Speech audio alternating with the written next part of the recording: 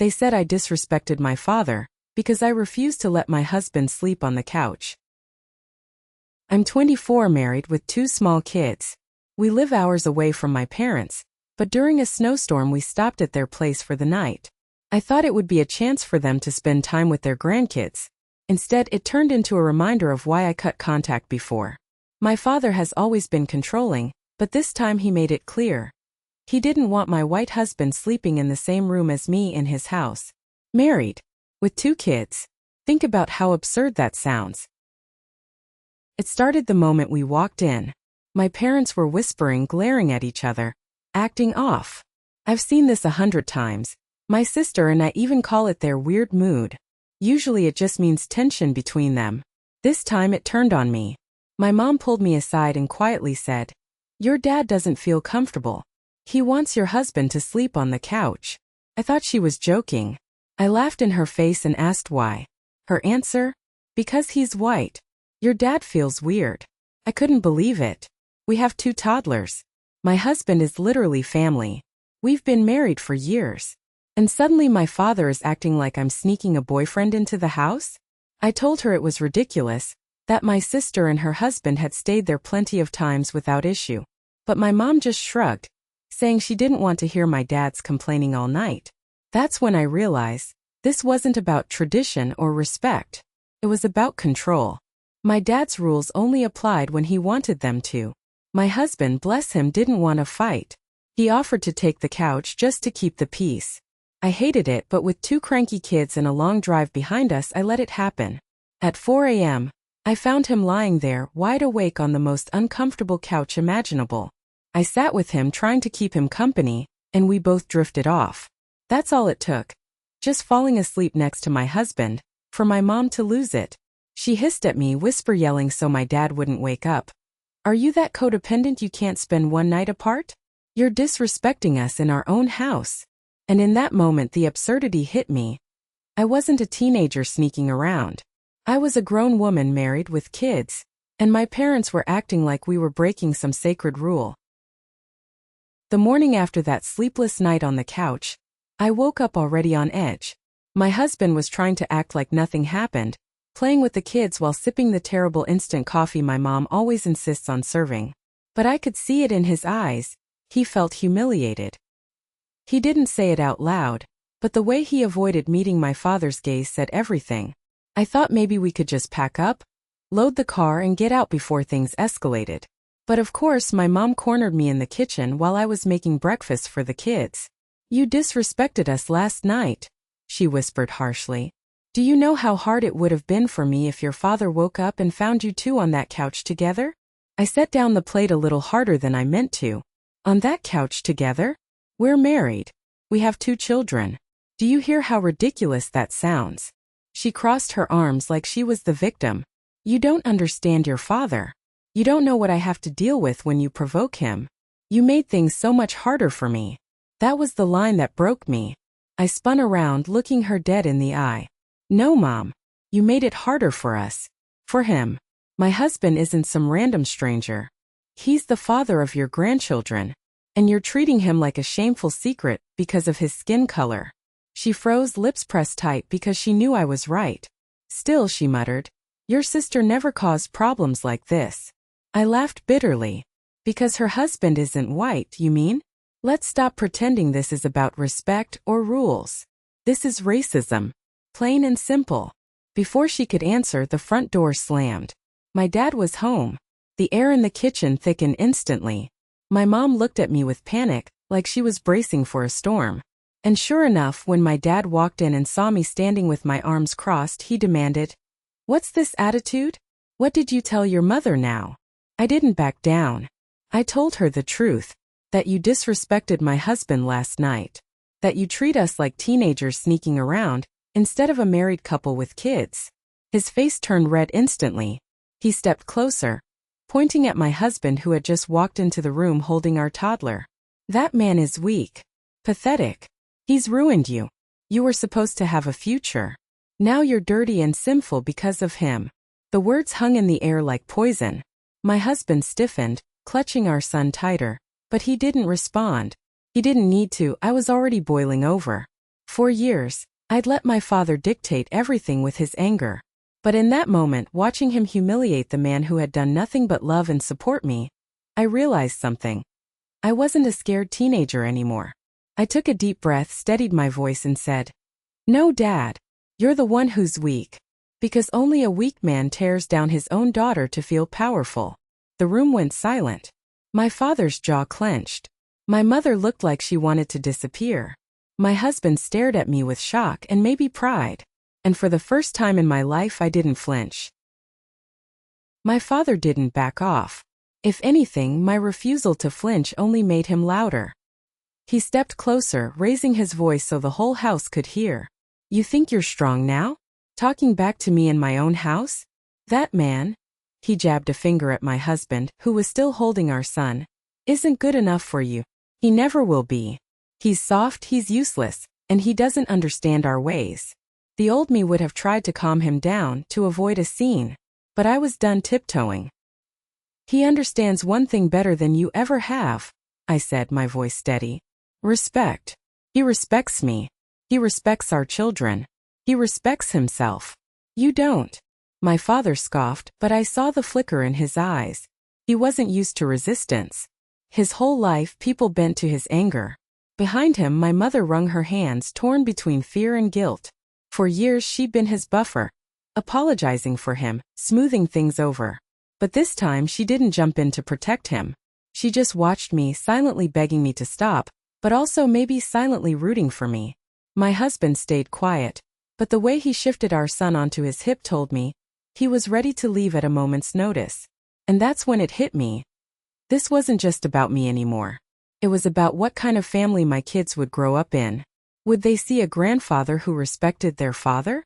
Or would they grow up thinking it was normal to let a bully control the room? I squared my shoulders. "I won't let you insult him again. If you do, we're gone. And not just for tonight. For good." The silence that followed was sharp, like the moment before glass shatters. My father opened his mouth, ready to unleash more venom, but something stopped him. Maybe it was the steadiness in my voice. Maybe it was the sight of his grandchild watching wide-eyed. He turned on his heel and stormed out of the house, slamming the door so hard the walls shook. For a moment, none of us moved. The kids were confused, my husband tense, my mother pale. Then she whispered, almost to herself, "He's not angry because of you. He's angry because he can't control you anymore." When the front door slammed behind my father, the whole house seemed to exhale. For a moment, all I could hear was the tick of the old wall clock in the kitchen and the muffled hum of the heater. My kids, who had been half asleep in the living room, stirred nervously at the noise. My husband shifted his weight, still holding our son, waiting for the next storm. I thought that was it, that the worst had passed. But then my mother sat down at the kitchen table. She looked smaller somehow, as if my father's anger had drained the strength out of her. She stared at the wood grain of the table, her fingers tracing invisible lines, and said quietly, "You think this was about your husband being white? About culture? It's not. It's worse than that." The words hit harder than the shouting had. My chest tightened. I pulled out a chair, sat across from her, and asked, "Then what is it?" She hesitated, like the truth itself was dangerous. "He's obsessed with you," she whispered. "Not in a way a father should be. The way he watches you. The things he says when you're not here." She stopped herself, covering her mouth with her hand. "I should have told you years ago. But I was afraid. Afraid of him. Afraid of what it would do to you." The room spun. For a second I thought I might be sick. My husband set our son down gently in the playpen and came to stand behind me, his hand on my shoulder. His grip was firm, grounding me, but his silence was heavy with fury. He didn't need to say anything. I could feel it radiating from him. I tried to speak, but the words caught in my throat. I thought back to every strange look, every outburst, every rule my father had imposed. Suddenly it all clicked. This wasn't about religion or culture or respect. It was about control. About ownership. He didn't see me as his daughter. He saw me as his property. Tears blurred my vision, but I blinked them back. I didn't want to cry in front of my kids. "And you knew," I whispered to my mom. It wasn't a question. Her eyes filled with tears. "I knew enough. I kept quiet because I thought silence would keep us safe. I thought if I didn't provoke him, he'd leave you alone. But I was wrong. And now it's too late. I shook my head. It's not too late. Because it ends now. I'm done letting him control me. I'm done letting him humiliate my husband. I won't let my children grow up thinking this is normal. My husband squeezed my shoulder, a silent promise that he stood with me. My mom's lips trembled, and for once she didn't argue. She just nodded slowly, defeated but relieved. That might be the only way, she whispered. And in that moment, I knew something had shifted. The man I called my father was gone to me, not because he left the house, but because the truth about him had finally been spoken out loud. And once the truth is out, there's no going back. We didn't wait for my father to come back. My husband gave me a look that said everything. This wasn't a house we could stay in another minute. Quietly, methodically, he gathered the kids' bags and started packing them into the trunk. I moved through the house on autopilot, collecting toys, blankets, and the small mountain of things it takes to travel with toddlers. Every sound seemed louder than it should have been. The zipper of the suitcase, the rustle of coats, the crunch of boots on the porch. My mother stood in the doorway, wringing her hands. She hugged my children one by one, whispering blessings over them, and then turned to my husband. Her apology was soft but genuine. I'm sorry for last night. For all of it. He nodded, but his jaw stayed tight. He wasn't angry at her, not exactly, but I could see how hard it was for him to accept that apology on behalf of years of silence. The cold air hit us as soon as we stepped outside. Snowflakes whipped sideways, stinging my cheeks. The car was covered in a fresh layer of white, and my husband brushed it off with quick, angry swipes. I strapped the kids into their car seats while trying to steady my shaking hands. I wasn't sure if it was from the cold or from everything that had just happened. Once we were finally on the road, the silence inside the car was deafening. The wipers thumped back and forth, clearing just enough of the windshield to see the endless white blur ahead. My kids fell asleep quickly, their small breaths filling the back seat with a fragile peace. My husband kept both hands on the wheel, his eyes fixed straight ahead. I stared out the window, watching the snow swallow the highway signs, and felt nothing. No anger, no grief, just a hollow numbness that sat heavy in my chest. For years I had bent myself into knots trying to earn my father's approval, to keep the peace, to believe that maybe, just maybe, he would soften with time. But now I realized the truth. There was no softening. There was only control, only ownership. My father's words replayed in my head. Weak, pathetic, ruined, dirty. And for the first time they didn't sting the way he wanted them to. They sounded hollow like a broken record. Because I finally saw what they really were, not truths but weapons. And weapons only work if you let them cut. I turned to my husband. His knuckles were white on the steering wheel, but his jaw unclenched when he noticed me watching him. He reached across the console and took my hand. His grip was firm, steady like an anchor. I'm sorry, I whispered. He shook his head immediately. No.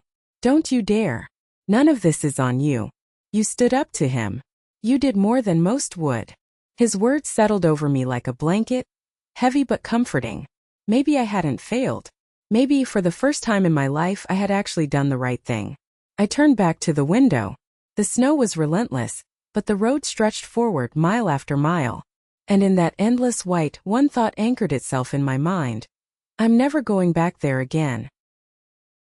By the time we pulled into our driveway, the kids were still asleep, their heads tilted against the car seats, their cheeks flushed from the heater. Our house looked almost surreal in the dim glow of the porch light, buried under a sheet of snow. For the first time in days, I felt like I could breathe. My husband carried the kids inside one by one, laying them gently in their beds. I sat in the car for a few extra minutes, staring at the steering wheel as if it could give me answers. My hands gripped it so tightly my knuckles ached.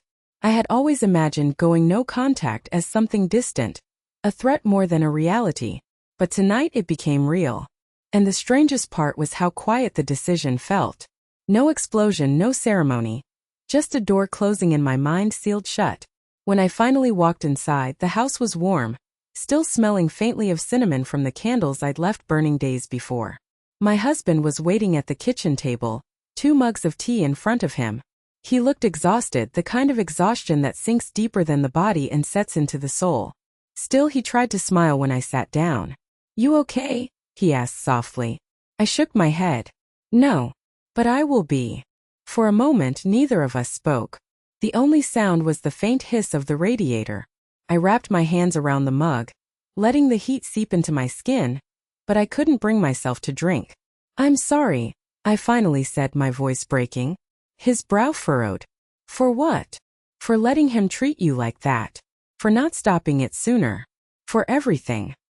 He leaned forward, his eyes steady. "Don't apologize for his sins. That's not yours to carry.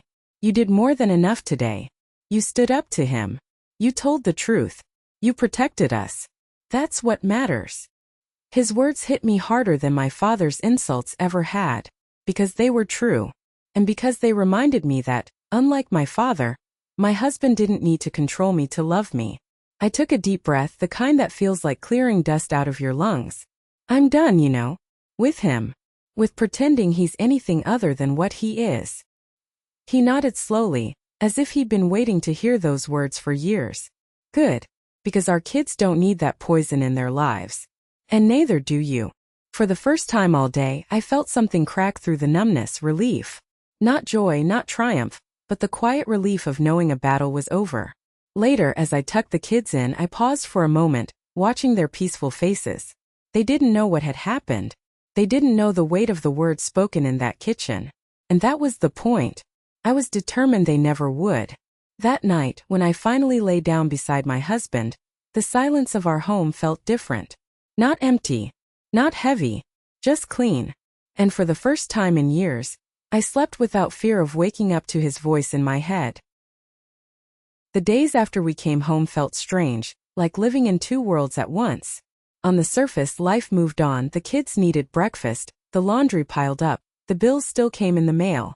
But underneath there was this constant hum, like a low vibration in my chest, reminding me of everything that had just happened. My phone wouldn't stop buzzing.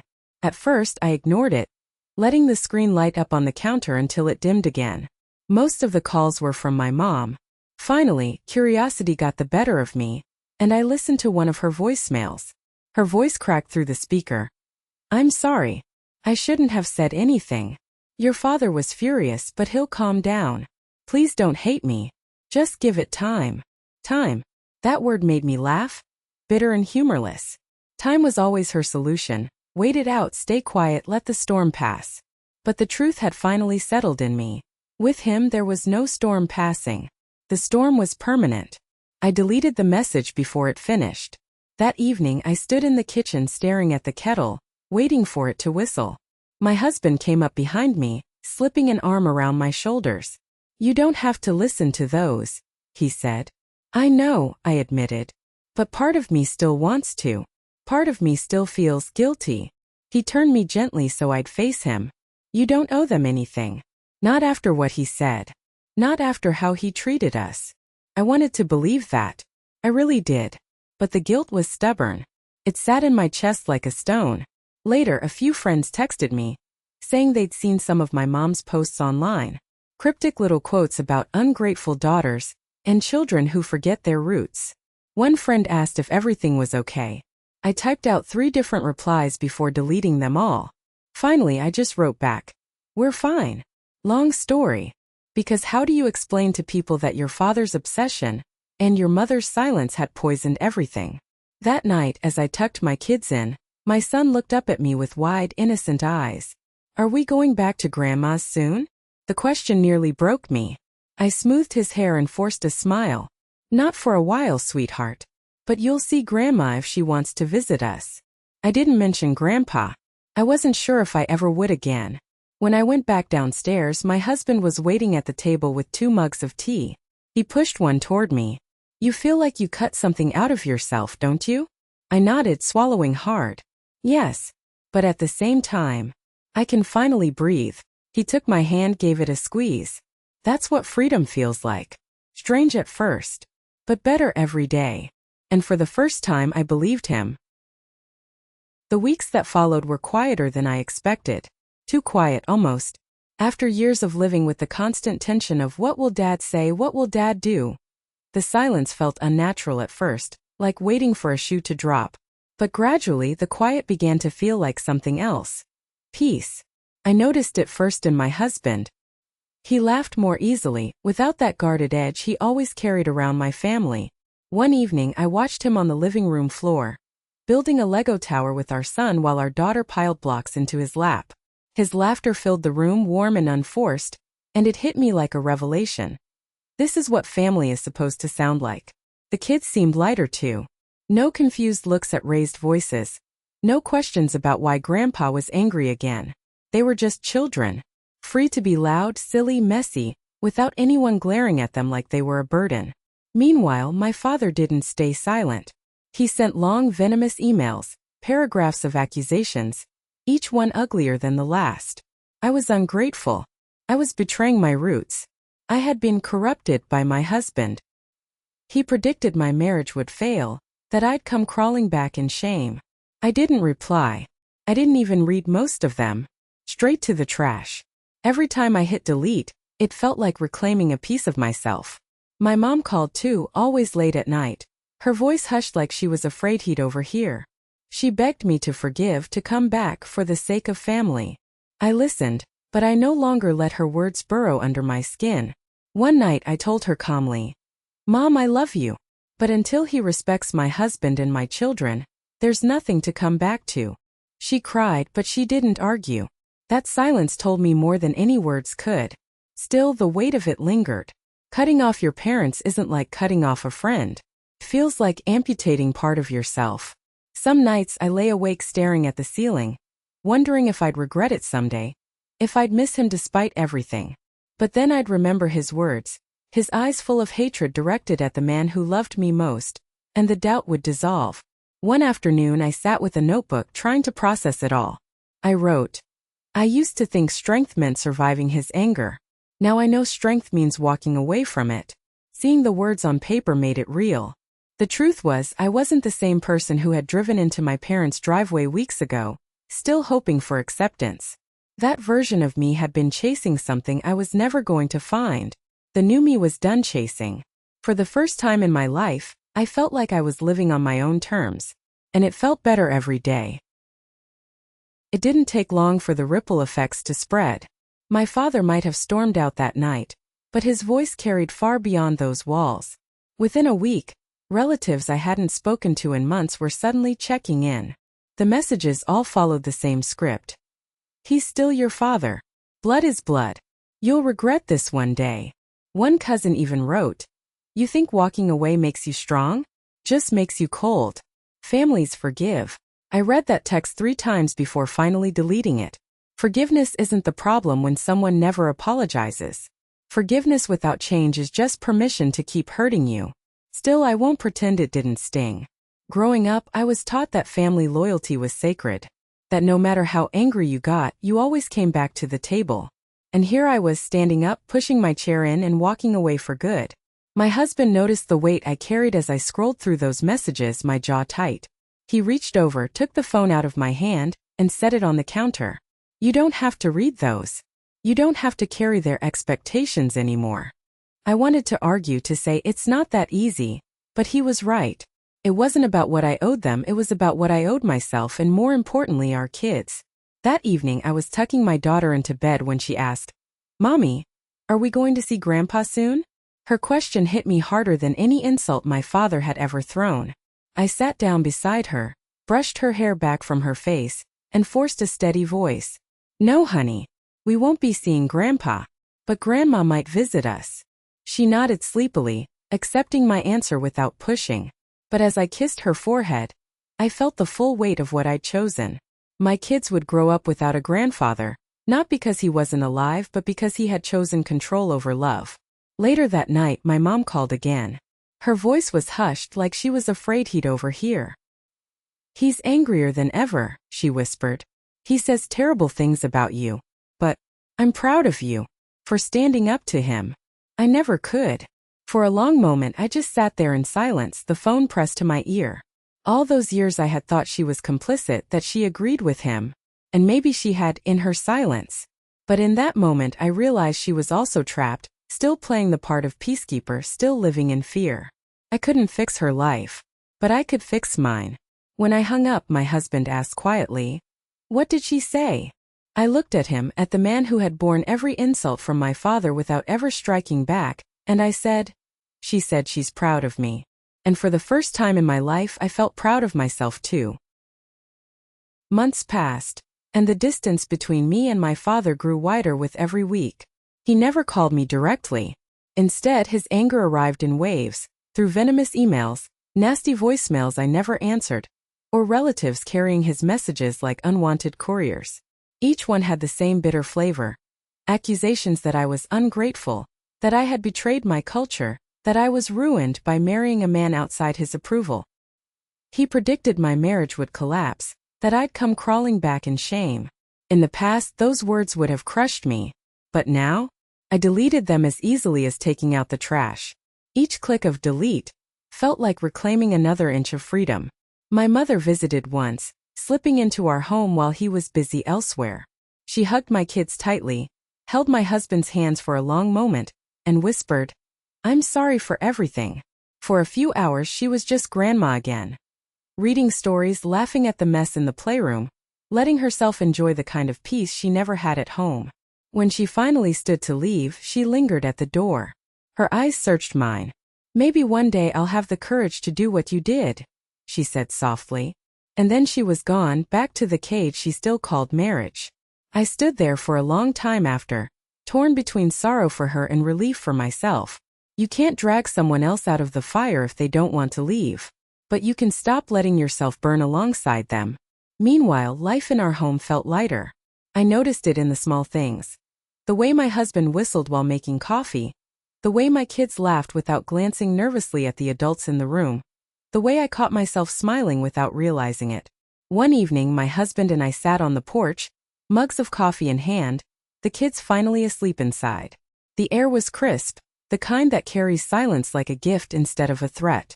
"You know," he said, watching the sun dip below the trees, "you broke the cycle." I frowned. "What do you mean?" "You grew up thinking control was love. If you hadn't stopped it, maybe our kids would have thought the same. But you didn't pass it down. You ended it." His words sank into me deeper than any lecture or advice ever had. He was right. By walking away, I hadn't just saved myself. I'd saved my children from repeating the same twisted definition of family. For the first time, I allowed myself to feel proud, not for surviving my father, but for refusing to let his shadow stretch into the next generation. That night, as I lay in bed, I realized something. He no longer had any power over me. His words were just noise, bouncing off walls that he no longer controlled. And in that realization I felt peace. Real peace. Looking back now, it's almost absurd that the whole thing started over a couch. But the truth is, it was never about furniture. That night just ripped the mask off what had always been there. Control, obsession, and the absence of respect. If you'd asked me years ago whether I'd ever cut ties with my father, I would have sworn no. I believed family was unbreakable no matter what. But I've learned something different. Blood isn't a free pass to treat people like property. Without respect, family is just biology. The hardest part wasn't walking away from him. It was walking away from the version of myself that thought I had to stay. That version who believed silence was strength, who thought enduring humiliation was loyalty. I buried her the moment I closed that door and drove away. Now my life is quieter, lighter. My husband and I laugh more. My kids are growing up in a home without shouting, without fear, without the shadow of a man who mistook control for love. And me? I finally understand what peace feels like. Not numbness. Not survival. Actual peace. Sometimes my mom still calls. Sometimes she whispers regrets she can't act on. I listen, but I no longer carry her silence as my burden. That's her choice. My choice was different. So no, I don't regret saying no. I regret not saying it sooner. Because sometimes the most selfish thing you can do is the most sane. And choosing sanity, choosing respect, isn't selfish at all. It's the only way forward.